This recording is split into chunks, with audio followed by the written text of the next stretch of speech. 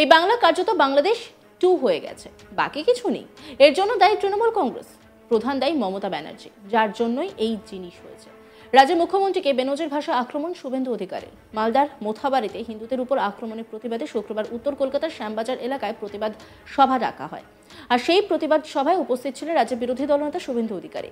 তিনি রাজ্যের মুখ্যমন্ত্রীকে আক্রমণ করে বলেন, এই বাংলা কার্যত বাংলাদেশ 2 হয়ে গেছে, বাকি কিছু নেই। এর জন্য দায়ী তৃণমূল কংগ্রেস, প্রধান দায়ী মমতা ব্যানার্জি, যার জন্যই এই জিনিস হয়েছে। শুভেন্দু অধিকারী তিনি ঠিক কি বলেছেন শোনাবো আপনাদের।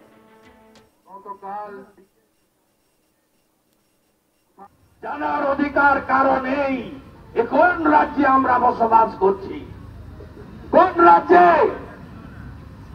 এখনো যদি ঘরে বসে থাকেন এই বাংলা বাংলাদেশ 2 কার্যত হয়ে গেছে, বাকি কিছু নেই।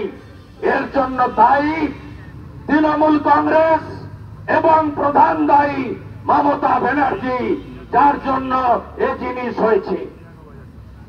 আর যদি দেখেন একটা সাধারণ ঘটনা ঘটলে ভিডিও করে ফুটেজ দেখে চিহ্নিত করে ধরা হয়। আমি কালকে রাত্রে লিডার অব অপোজিশন আজকে 2 PM নবান্নতে ডিজি এবং হোম সেক্রেটারির কাছে যাওয়ার আবেদন করলাম। দুজনেই পালিয়েছে 11টার সময়। ডিজি পালিয়েছে হুগলিতে, আর ওই হোম সেক্রেটারি গর্তে ঢুকে গেছে।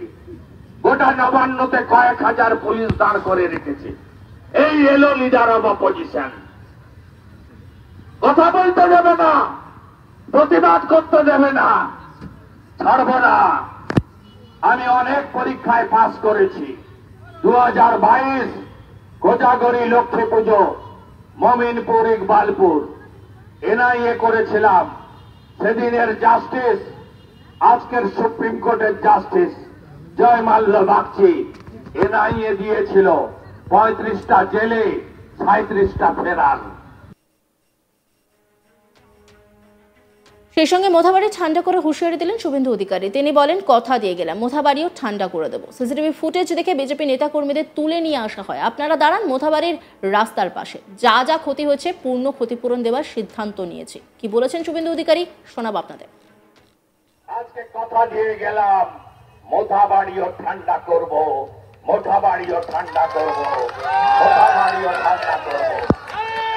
আমি ধন্যবাদ জানাবো তরুণ অ্যাডভোকেট কৌস্তব বাগচি, তরুণ জ্যোতি তেওয়ারি, সূর্যনীল সহ ভাইদের, যারা আজকে কলকাতা হাইকোর্টে সেন্ট্রাল ফোর্স ডিপ্লয়মেন্ট এবং এনআইএ এর জন্য মামলা করেছিলেন।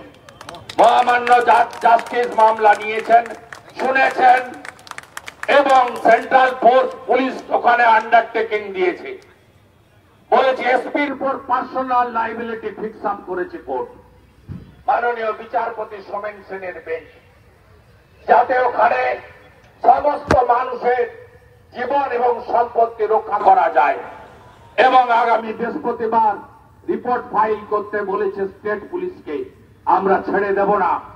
হাইকোর্ট, সুপ্রিম কোর্ট সব জায়গায় যাব, আমরা বিচার পাইয়ে দেব। এই জিনিস এই বাংলায় চলতে পারে না, এই জিনিস এই বাংলায় চলতে পারে না। এই জিনিস বরদাস্ত আমরা করব না। বাড়িতে আর বসে থাকবেন না, ভাগাভাগি করবেন না, রাজনৈতিক ভাবে জাতপাতের ভিত্তিতে ভাগ হবেন না।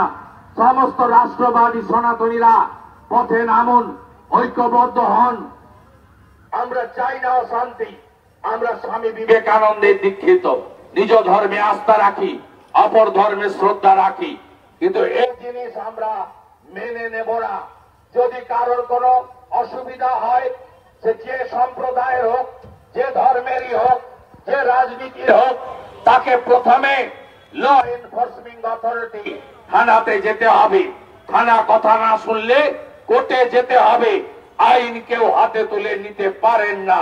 মাননীয় রাজীব কুমার এক যাত্রায় বিপদ ফল হতে পারে না। আপনি সিসিটিভি ফুটেজ দেখে বিজেপি আন্দোলন করলে তাকে তুলে আনেন, ধরে আনেন। রাজাবাজারের ঘটনায় পাঞ্জাবের জলন্ধর থেকে গুগ্গি সিং এবং তার ছেলেকে ধরে আনতে পারেন, যে সেদিনকার ঘটনার দিন কলকাতায় ছিল না।